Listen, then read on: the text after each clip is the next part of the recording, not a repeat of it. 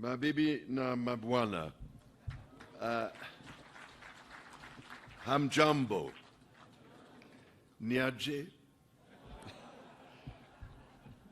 furaha, yangu, kuwa, nanyi, jioni ya leo.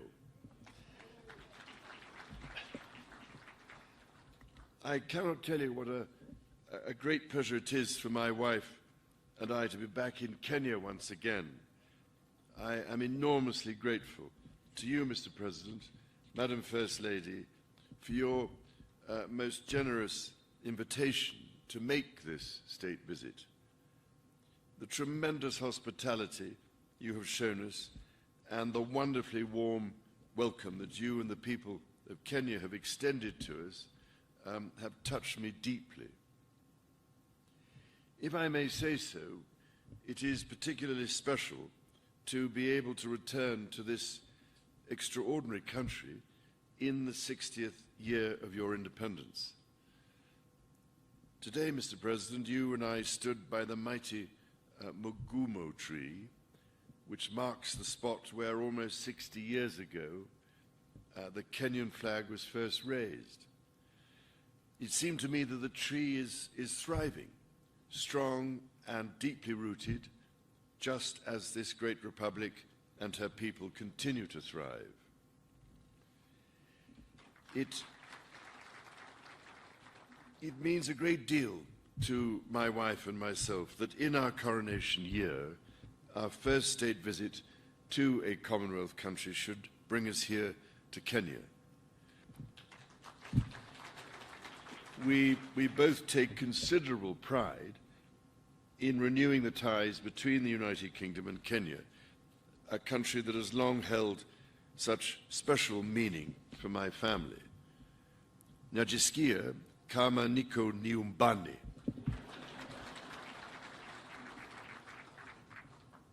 Now, it is well known, I think, that my dear mother, the late Queen, had a particular affection for Kenya and the Kenyan people.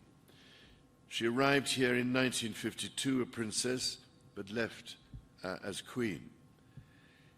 It is extremely moving to read her diary from that visit, in which she wrote that she did not want to miss a moment of Kenya's extraordinary landscapes.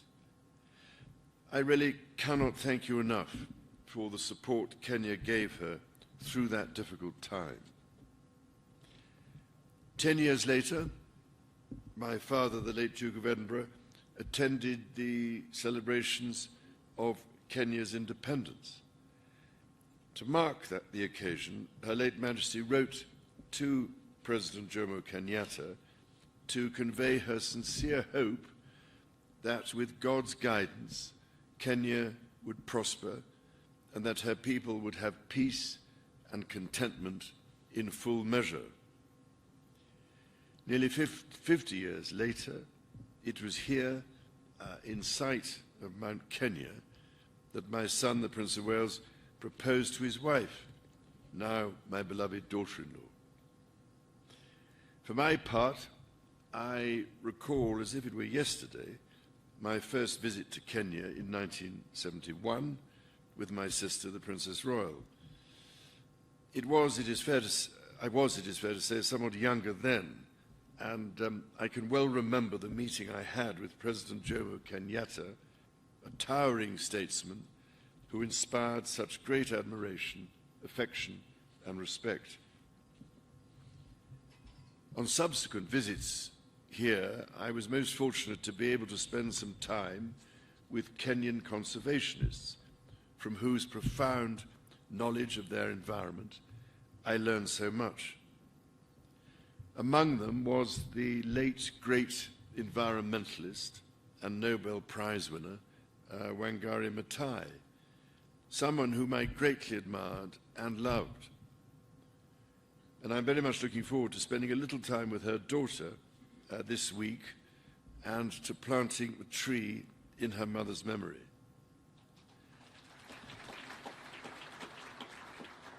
As Wangari Maathai said, when we plant trees, we plant the seeds of peace and seeds of hope. We also secure the future for our children. This is a sentiment that, as avid dendrophiles, lovers of trees, I know, Mr. President, that you and I share. Indeed, having been planting trees for most of my life, I thought I was doing rather well.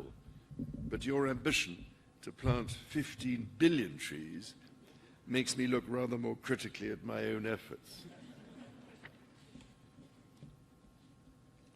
Ladies and gentlemen, my own and my family's special connections to Kenya are but one example of the myriad links between our two countries. The British people hold a deep affection for Kenya and visit in their tens and even hundreds of thousands every year. By the same token, I am delighted and proud that so many Kenyans choose to live, work and study in the United Kingdom. Before traveling here, my wife and I held a reception in London to celebrate the invaluable contribution of Kenyans and British Kenyans to almost every field of British life, from the arts to medicine to academia.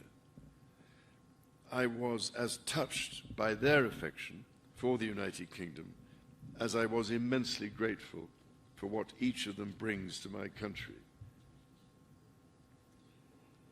It is the intimacy of our shared history that has brought our people together. However, we must also acknowledge the most painful times of our long and complex relationship. The wrongdoings of the past are a cause of the greatest sorrow and the deepest regret. There were abhorrent and unjustifiable acts of violence committed against Kenyans as they waged, as you said at the United Nations, a painful struggle for independence and sovereignty. And for that, there can be no excuse. In coming back to Kenya, it matters greatly to me that I should deepen my own understanding of these wrongs, and that I meet some of those whose lives and communities were so grievously affected. None of this can change the past, but by addressing our history with honesty and openness, we can perhaps demonstrate the strength of our friendship today. And in so doing, we can, I hope, continue to build an ever closer bond for the years ahead. As Jomo Kenyatta said, our children may learn about the heroes of the past. Our task is to make ourselves the architects of the future. Mr. President, in returning to Kenya, I have been struck by the many ways in which our country's relationship is now closer than ever. It is a modern partnership of equals facing today's challenges and looking to the many opportunities that together we can seize. Whether by using the King's Cross regeneration as a model for the Nairobi railway city, or by learning from Kenya how the blue economy can really work for local communities. All of you here this evening and across our countries deserve our gratitude for your ceaseless work to realize our joint ambitions. Our people's security is a paramount concern. It is fitting, then, that Kenya's first Marine Commando Unit was established earlier this year, trained by British Royal Marines. I also look forward to visiting Karioko War Graves Cemetery, where I will honor Kenyans and other Africans who died in 2 world wars. We must ensure all are granted the remembrance befitting their service. Kenya's efforts to address the existential challenges of climate change and biodiversity loss are remarkable. From generating over 90% of your electricity from renewable sources to ambitious reforestation and restoration programs, to hosting the first Africa Climate Summit here in Nairobi last month, Kenya is offering extraordinary leadership.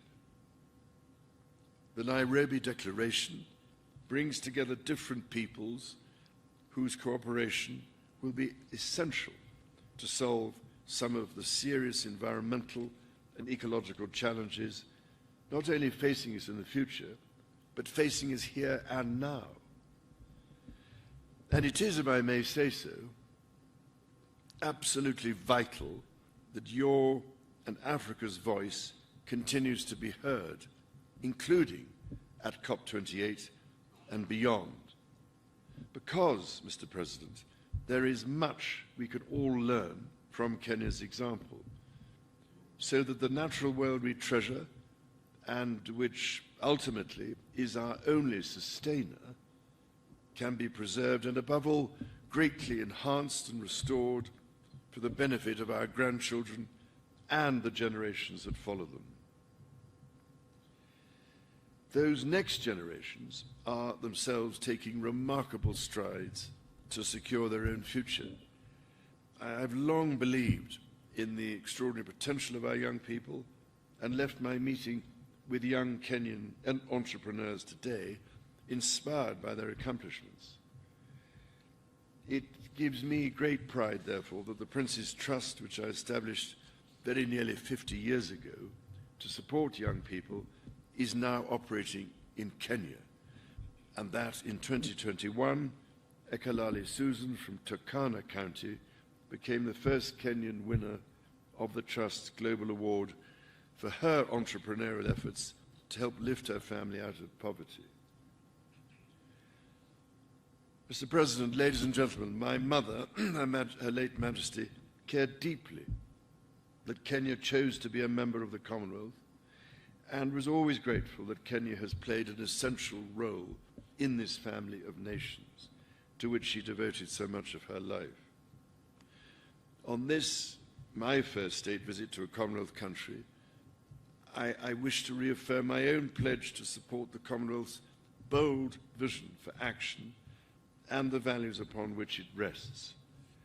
That 1/3 of the world's population, united by peace, justice, tolerance, and mutual respect, should commit to protecting our environment and the most vulnerable in our societies.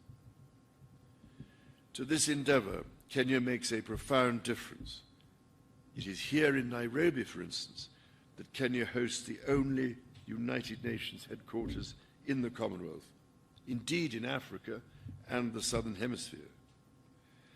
In this, as in so much else, Kenya is helping to shape our world and forge our future.